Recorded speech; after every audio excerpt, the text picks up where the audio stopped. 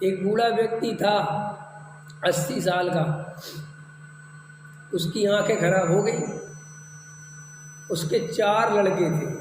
कितने लड़के थे? 4। 4 भौंगे थी और 4-5 पोते पोतियाँ थी। ख्याल में है ना? तो डॉक्टर के पास गया, आंख दिखाई तो डॉक्टर ने कहा ऑपरेशन होगा, ये आंखें खराब हो गई। तो बोले मुझे कोई ऑपरेशन नहीं कराना, मेरे पास 16 आंखें हैं, अगर 2 चली भी गई तो क्या फ़र्क पड़ता है कि 16 आंखें कैसे है? 4 बेटों की, 4 बंगों की, ख्याल में आया कि नहीं आया? और बाकी पोता पोतियों की 16 आंखें मेरे पास। ख्याल में है ना? क्या फ़र्क पड़ता है मेरी नहीं होगी तो? अरे डॉक्टरों ने समझाया कि अपनी आँख अपनी होती है। अरे बोले मेरे बेटे हैं, मैंने पैदा किए भैया, कोई दूसरों के थोड़े ही हैं। डॉक्टर ने कहा ठीक है बाबूजी, जैसी आप चले गए। तो संयोग की बात है, एक दिन घर में आग लग गई। घर में आग लग गई, सब अपनी अपनी जान बचाने के लिए भागे और बाहर हो गए। बाबूजी अंधे थे, बाबूजी को तो ना आग दिखी ना कुछ दिखी। ख्याल में है ना? और जब सब बाहर पहुंच गए, वे 16 की 16 आंखें बाहर हो गए, घर में पूरे में आग लगी हुई है।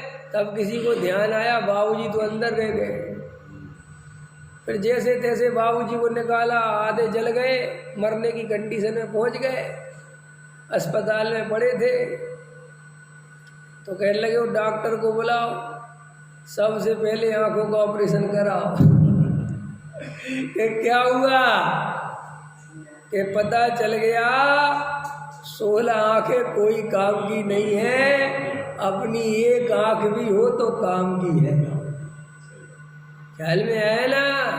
ऐसे ही जो शास्त्रों का ज्ञान, उदार ज्ञान, पंडितों का ज्ञान, महाराजों की क्रिया, महाराजों के व्रत उपवास तुम्हारे कोई काम आने वाले नहीं है। अरे मेरा ज्ञान जो मैंने लिया है वो मुझे मेरे काम देगा ना। तो मेरे से सुन सुन के रट लोगे और विचार नहीं करोगे, क्या होने वाला है? तो महाराजों की क्रियाएं देखते फिरो, देखो जे महाराज इतने उपवास कर रहे, जे महाराज इतने उपवास कर रहे, जे महाराज हरी नहीं खाते, जे महाराज जे नहीं खाते, जे महाराज जे नहीं खाते, जे महाराज मीठा नहीं खाते। क्या होगा इससे? कोई तुम्हें आत्मा मिल जाएगा? अरे वे महाराज नहीं खाते, वे उनकी बात है, और तुम छोड़ दो उनकी देखा देखी खाना, और क्या कहते? नहीं तो करोगे और तो कुछ नहीं कर सकते। लेकिन कोटि जन्मों से किया गया तप, करोड़ों वर्षों तक कोई तप करता रहे और उसे खुद का ज्ञान नहीं हो तो वो आत्म कल्याण नहीं कर सकता। और एक तप भी ना करा हो और खुद का आत्म ज्ञान हो तो उसको मोक्ष मिल जाता है। ख्याल में आया कि नहीं आया? अरे इसलिए अपना ज्ञान प्रकट करो, दूसरों के ज्ञान के भरोसे कब तक जियोगे? हर व्यक्ति व्यापार में निपुण होना चाहता है, कार चलाता है, घर चलाता है, वो दूसरों के भरोसे नहीं चलाता। लेकिन धर्म हमेशा दूसरों के भरोसे। अभी अरविंद जी से मैं कहूँ कि तुम अपने बही खाते मुझे दे दो, है कि नहीं? तुम ज़्यादा पढ़े लिखे नहीं हो, मैं बहुत ज़्यादा पढ़ा लिखा हूँ, और तुम तो अपनी फैक्ट्री पे जाया करो, सब मैं देखूँगा, परचेस भी मैं देखूँगा, सेल भी मैं देखूँगा, सब तुम्हारे हिसाब किताब मैं देखूँगा, तुम शांति से बैठो, है कि नहीं? और सुनो, मैं बता दूंगा तुम्हें संडे टू संडे, इतना माल आया, इतना गया, जी पैसा बचा, तैयार हो? अरे सुनो, मैं तो बहुत दूर का हूँ, तुम्हारा खुद का बेटा भी कहे ना कि मैं देखूंगा, कहेगा ज़्यादा दिमाग खराब मत कर, अपना दिमाग अपने पास कि मैं कंप्यूटर पर चढ़ाऊँगा। तू चढ़ा ले जहाँ चढ़ाना है, मैं अपना लक्ष्य चढ़ा के रखूँगा।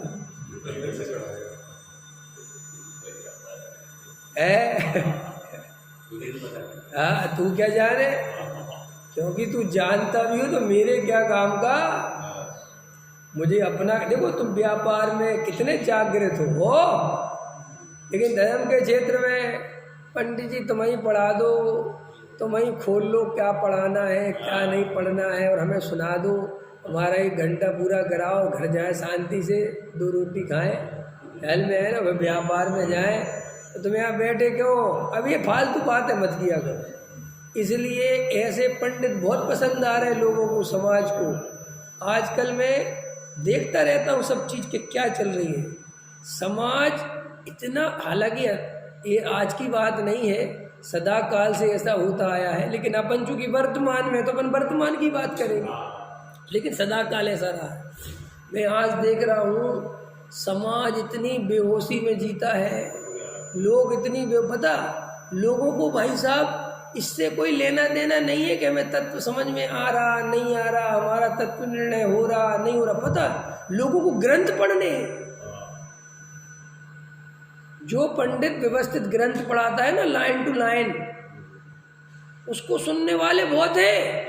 कहते साहब उनकी क्या, एक तो भाषा शैली बहुत अच्छी है और बिल्कुल लाइन टू लाइन पढ़ाते जाते हैं। एक ग्रंथ पूरा हो जाता है फिर दूसरा लगा लेते हैं, दूसरा पूरा हो जाता है तीसरा लगा लेते हैं। हम तो अपना ग्रंथ खोल के बैठ जाते हैं घर में ही,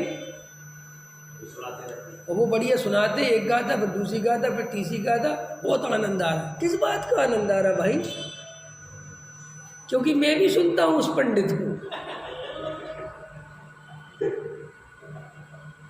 रोज नहीं, कभी कभार, वो भी पूरा घंटा भर नहीं, 2-4 मिनट सुनता हूँ, तो देखता हूँ कि इससे क्या निर्णय निकाल पाए होंगे। तो ख्याल है तुम्हारे निर्णय सोचने की क्षमता देखता हूँ मैं कि तुम क्या निकाल पाए होंगे, तुमने क्या निर्णय की। मुझे तुम्हारे सुनने और नहीं, तुम्हारे सुनने या नहीं सुनने से कोई इंटरेस्ट नहीं है। मैं तो सिर्फ इस बात का इंटरेस्ट, उससे भी कोई शिकायत नहीं है कि वो ऐसा क्यों हो रहा है। मुझे तो सिर्फ उन लोगों से कहना है जिन्हें सत्य चाहिए। अगर तुम सत्य चाहते हो और इस शास्त्रों को पूरा कर करके सत्य चाहते हो, तो मेरे से लिख के ले लो, सत्य 3 काल में नहीं मिलेगा। कि कैसे कहते हो हमें आगम का प्रमाण दो, ये भी तो एक परेशानी है हमारी, तो मानोगे नहीं। पहले आगम का प्रमाण दो ना, ले आगम का प्रमाण लो। आचार्य कुंद देव कह रहे हैं सबसे प्रसिद्ध ग्रंथ सारे जगत का समय सार, उसमें कह रहे हैं कि भाई साहब ये जीव ने अनंत बार 11 अंगों 9 पूर्व पढ़े, आत्मज्ञान के बिना कुछ नहीं होता। और लिखा है द्वाद सांग का सार ही आत्मानुभव है। क्या लिखा? पूछा कुंद देव से कि श्रुत केवली किसे कहते हो आप? क्या पूछा कुंद देव से कि आप श्रुत केवली किसे कहते हो महाराज? तुमने ये नहीं कहा कि जो द्वादशांग का पाठी हो, ख्याल में है ना, ये नहीं कहा। उनने कहा जिसे आत्मानुभव हो, जो आत्मज्ञानी हो, वो सब द्वादशांगी पाठी हो, वे सब शुद्ध केवली हैं। बोले साहब क्या बात कर रहे, चौथे गुण स्थान वाला आत्मानुभवी शुद्ध केवली है? बोले शुद्ध केवली है क्योंकि सारे शुद्ध का सारी आत्मानुभव है। अरे पूरी जिनवाणी का सार क्या है? ये द्वादशांगमयी जिनवाणी का सार क्या है? क्या सार है? निचोड़ क्या है? उद्देश्य क्या है? एक आत्मानुभव के अलावा कोई दूसरा उद्देश्य नहीं है। और धन्य है वे जीव जो आत्मज्ञान को अनुभव से प्राप्त करते हैं, शास्त्रों से नहीं। क्या लाइन को दोहरा लो, धन्य है वे जीव जो आत्मज्ञान को आत्मानुभव से प्राप्त करते हैं, शास्त्रों से नहीं।